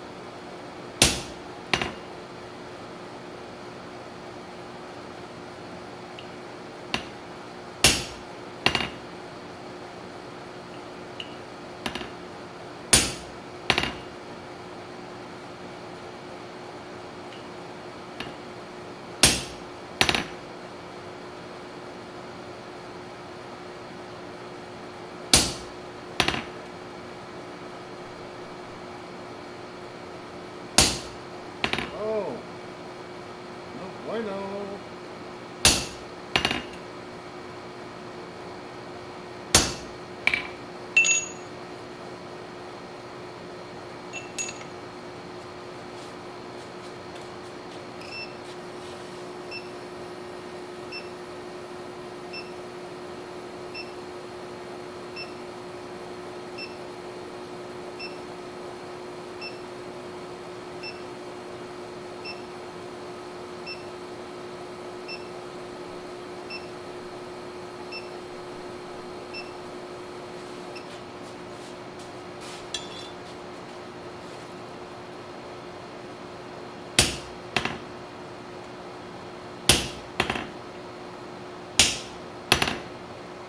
No, not a hit.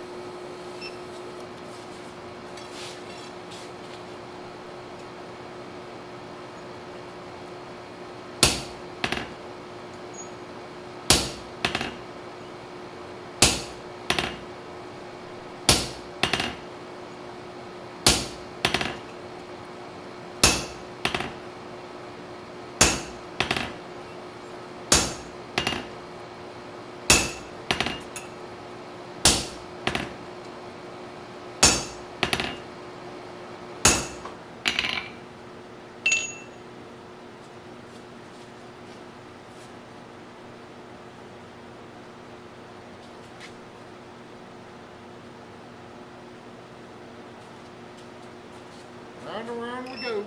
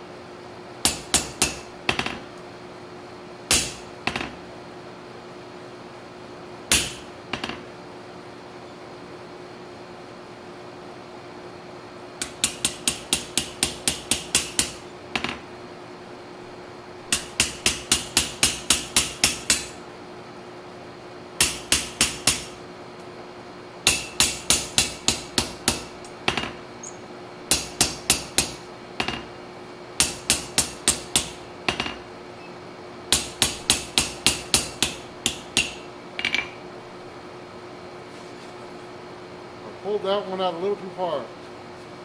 I'm gonna try to make the other one match.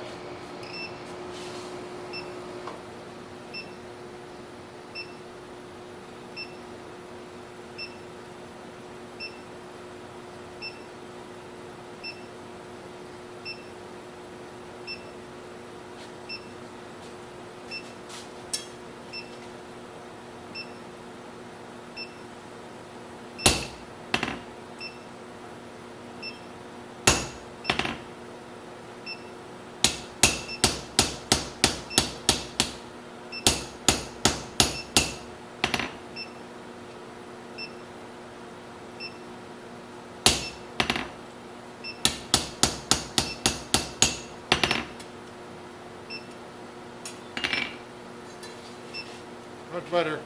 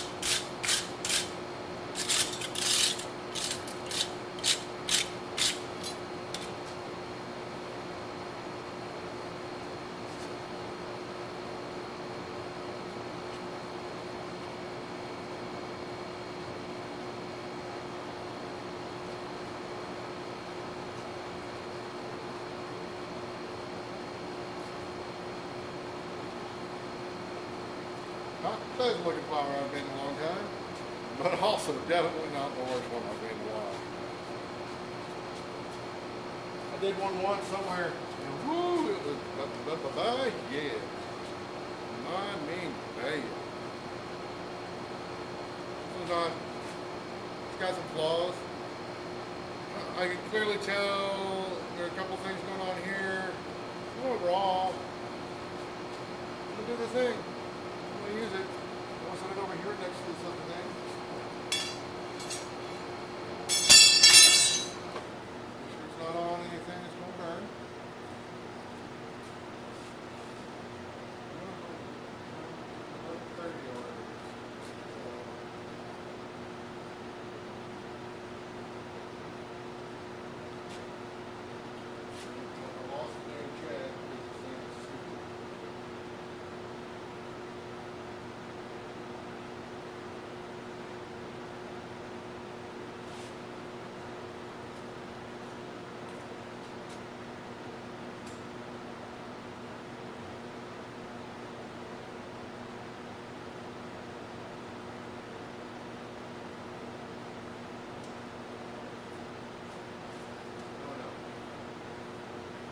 OBS was kind of pissing me off.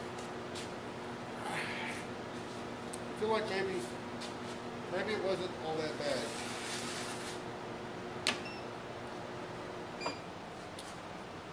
But there are things I can do with this, I think, to make it better. You know what? I'm going to have to sit down and drink and call it a night. So, probably talking to myself. That's okay.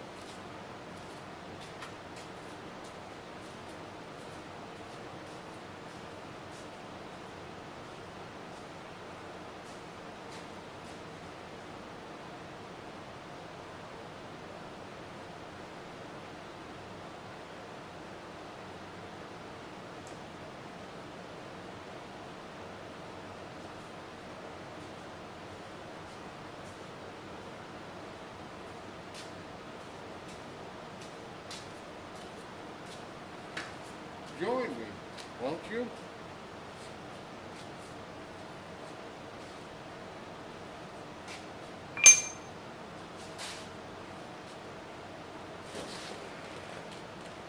Yeah. You might be able to see my bits. Maybe not. I don't know. But let's hope not. Hey, Ethan. Dennis. Those guys. Dennis is probably done bail because it's always been on. But I'm going to call that event for the night.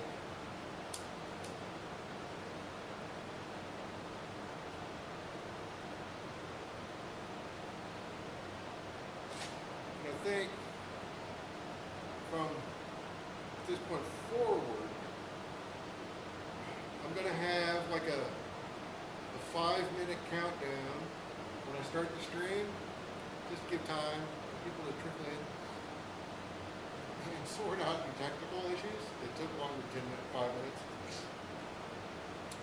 But I'm not going to spend a lot of time, I've said this many times, but I'm committed. I'm not going to spend a lot of time talking at the beginning of the stream, and then I might take a brief 5-minute break an hour in. And at the end, I will sit in my cozy chair and read through the chat and answer any questions I can see that I might have missed, and go from there. We'll see. But one of the things I've gone back and watched several streams in the past. And I've had this complaint myself watching other people's streams. It takes me way too long to get started on something. So in the future, and I used to do this, and I got lazy about it, but I used to come out a couple of hours before we had dinner, set everything up, and then I would go inside, eat, come back out, and then run through a test phase, and fire the stream up. In those days, it seems like I didn't have as many issues in the middle of the stream And if I did, they were usually things that I couldn't do anything about anyways. So I think this will be a better way to go about it. And now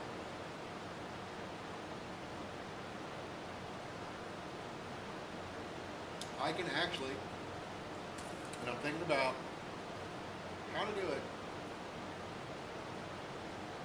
but now I can actually have 4 cameras going at any given time. I have the cameras to do it. The new camera is right here. I've just noticed the color of the main camera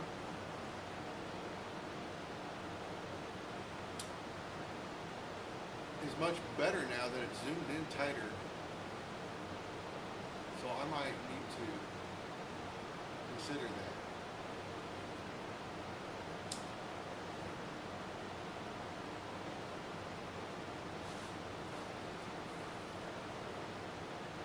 Don't know if I could raise that camera up a little bit.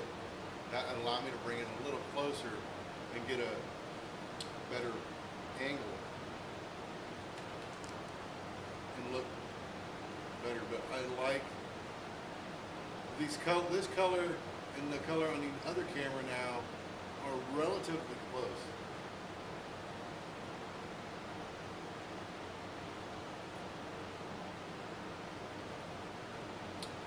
I really like the other 2 cameras that are not currently set up. Their picture quality, in my opinion, is right on. So anyways,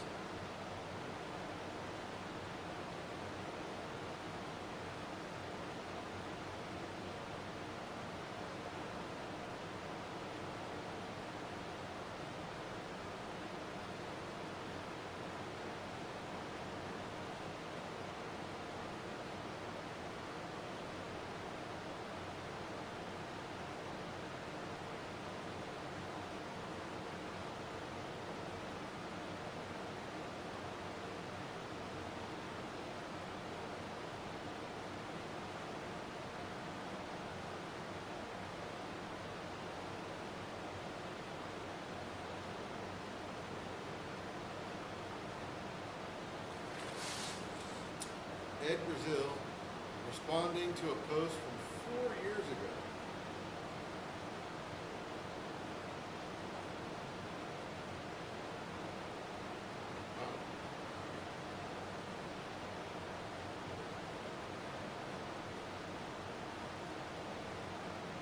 So as far as we were talking about forge welding a face on a keyed anvil, which is, I don't know, 20-ish inches long and 2-inch face. I do not have a forge that will heat all that up, but I know somebody that does. No, 2 guys that do.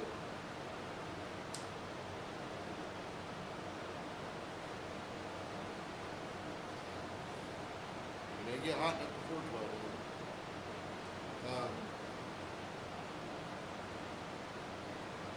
Here, I think mine is building a side draft or a special forge for that. I think the real only option would be to set up 2 of my portable forges, whatever you call them. 2 of my forges, traveling stations, back to back and run 2 fires off an electric blower and then try to get the gates relatively the same. And you're still going to have to paint those pieces back and forth because there's going to be a dead zone. But you won't have to do it as much. That could be a fun project. Side blast would probably be the best way about that. I don't know, or honestly, the Japanese style charcoal forges that we use for swords, with a long box, essentially, push-pull bellow thing on it. But even then, they still paint the steel. The only way you're gonna get an even, uniform heat on those two pieces would be, in my opinion, easily would be a gas forge that's big enough to handle it. My Apollo could do one of those pieces for sure. I don't know about the key handle part though. You would have to weld that face on as it's a 2-inch bar before you put the riser in there.